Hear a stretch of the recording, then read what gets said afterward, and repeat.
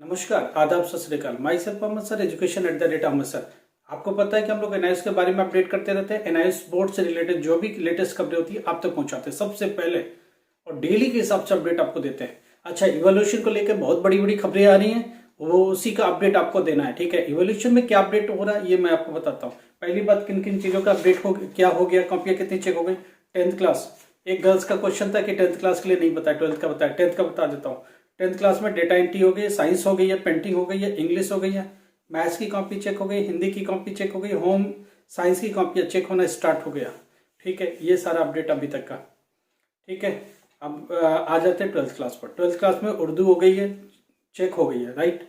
Painting हो गई, economics की कॉपी चेक, होम साइंस की copy check, computer science check, physical education check हो गई है, केमिस्ट्री चेक हो गई है, पॉलिटिकल साइंस चेक हो गया, मास कम्युनिकेशन चेक हो गया, हिंदी भी चेक हो गई है, इंग्लिश भी चेक, बायोलॉजी भी चेक हो चुकी है, अकाउंटेंसी भी चेक हो चुकी है, साइकोलॉजी भी चेक हो गई है, फिजिक्स भी चेक हो गई है। लास्ट जो चेक हो गई, पैक हो गई है, वो फिजिक्स है। अभी क्या कहानी है, कौन कौन सी कॉपियां आ गई हैं, कौन सी कॉपियां आ रही है चेकिंग के लिए। ज्योग्राफी आ रही है, मैथमेटिक्स आ रही है, डेटा आ रही है, बिजनेस आ रही है। ये कलेक्ट हो रही है ये रीजनल सेंटर्स पर।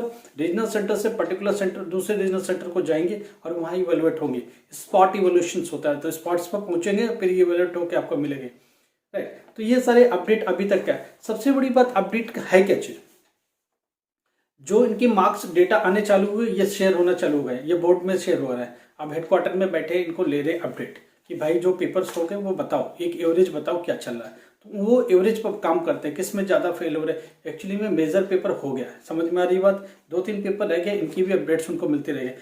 उनका कंसर्न क्या होता है, वो सब्जेक्ट जो सब लोग लेते हैं, साइंस वाले भी, कॉमर्स वाले भी, आर्ट वाले भी, ह्यूमैनिटीज वाले भी, नॉर्मल सारे स्टूडेंट के पास है। तो उनमें है हिंदी और दूसरा है इंग्लिश। ये दो ऐसे मेजर सब्जेक्ट है जो मैक्सिमम लेते हैं।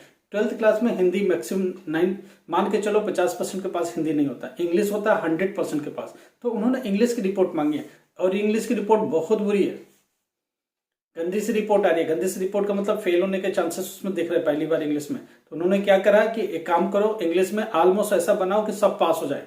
तो ये बहुत बड़ी बात है, बहुत बड़ी अपडेट है। जिनकी इंग्लिश कमजोर है या इंग्लिश ठीक से नहीं कर पा रहे, वो सब पास होने वाले हैं। हमने आपको बोला आज के थंबनेल में भी बताया कि सब पास होने वाले हैं। कैसे पास होने वाले, बोर्ड ने क्या डिसीजन लिया कि इंग्लिश में जंप मारो, थोड़ा सा हाथ ढीली करो। तो जो रॉ डेटा है उसको पहले ठीक करो। कैसे ठीक किया जाएगा, मान लो 21 में पास होना है सपोज करो, तो क्या करेंगे, उनको करेंगे क्या। अब 21 वाले को करने क्या वाले, ये चीज ध्यान से रखो। जैसे मान लो ये इंग्लिश, जनरल दिमाग से इंग्लिश पर ले आओ, इंग्लिश में है क्या चीज। अगर उनका टीएम में 20 नंबर हटा दिया जाए तो कितना बचा, 80 मार्क्स। 80 में से पास होने के लिए कितना चाहिए, 27। 27 में जनरली 24 से वो जंप ऑटोमेटिक सिस्टम दे देता है, वो खींच ले जाता है। 24 आ गए, 23 आ गए, तो उसको खींच करके 27 बना देंगे, वो 100% बना देंगे। अब वो क्या कर रहे हैं, कह रहे कि और नीचे थोड़ी जाओ, अब उसको 18 से ही खींचना चालू कर दो, 18 से खींचना चालू करो, राइट। तो थोड़ा हाथ ढीली करो, 4-5 नंबर और जंप करो, उसके बाद ग्रेस मार्क के तौर पर और खींच लेके जाओ। तो जो बच्चे 18-20 तक पहुंच चुके हैं या 18 के आसपास लटक रहे हैं, वो सब गीच के पास किए जाएंगे। समझ में आ रही बात। अब बिल्कुल जीरो ना लिखो ही ना, तो वो तो अलग बात हो गई। तो बोर्ड ने एक बात तो बहुत एक दिमाग में उनके चल ही रहा कि इंग्लिश का कुछ ना कुछ करके हमको अच्छा करना। अच्छा करने का मतलब इसका रिजल्ट खराब नहीं होना चाहिए। इंग्लिश की खराब का मतलब बहुत बड़ी खराबी है क्या, ह्यूमैनिटीज वाले भी फेल, कॉमर्स वाले भी फेल, आर्ट वाले, साइंस वाले भी फेल। अगर इंग्लिश में फेल हो गए तो लैंग्वेज तो मैंडेटरी है ना, एडिशनल में भी पास हो गए तो पास नहीं देगा बोर्ड। मान लो एक स्टूडेंट का ऐसे ही एक क्वेश्चन था अटेंड, मैं उस पर भी बात कर लेता हूँ। उसका ये कहना था कि क्या मेरे पास 6 पेपर है, अगर मैं इंग्लिश में फेल हो जाता तो इसका मतलब उसको डाउट है इंग्लिश पर, अपने आप अपने इंग्लिश पर डाउट है। तो मैं क्या उसको एक सजेशन देता हूँ, इंग्लिश में अगर फेल भी हो गए ना तो कोई चिंता वाली बात नहीं है। क्यों नहीं है, फेल अब हो गए ही नहीं। क्योंकि अगर इंग्लिश इतना भी मरा हुआ नहीं है कि लेटर लिख के नहीं आया होगा, तुमने जो दिया होगा सब्जेक्टिव वाले क्वेश्चन उसको निकाल के नहीं लाया होगा, आपने किया ही होगा, कुछ ना कुछ किया होगा, अच्छे से किया होगा, ऐसा भी नहीं, अपने अपने टाइम में तो किया होगा। तो अभी बोर्ड ने क्या बोला कि इनमें फेल ना हो, उस हद तक लेके जाओ। तो कुल मिलाकर के वो इंग्लिश में सबको पास करने वाले हैं। तो इसमें इंग्लिश में पास होना मतलब बहुत बड़ी बात हो गई। अब एक मेजर सब्जेक्ट आप पास हो गए, वो जिसमें कि प्रैक्टिकल भी नहीं है, तो आपको पास होने में बहुत बड़ी बात होगी। जो हिंदी बेल्ट के स्टूडेंट्स हैं वो इंग्लिश में बहुत सफर करते हैं, जो शहरों में रहते हैं इंग्लिश मीडियम से पढ़ के आए, उनके लिए तो कोई दिक्कत नहीं इंग्लिश की। तो मैं इतनी बड़ी अपडेट आपको दे रहा हूँ कि अब की बार वो मैक्सिमम को पास करने वाले हैं और उस दिशा में वो लोग काम कर रहे हैं, ठीक है।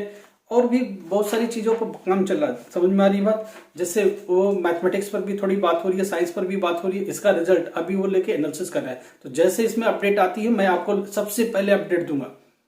10th क्लास मैथमेटिक्स साइंस और 12th क्लास मैथमेटिक्स और फिजिक्स केमिस्ट्री, इनके ऊपर वो डिबेट करेंगे, डिस्कस करेंगे, मार्क्स को लेकर के भी करेंगे।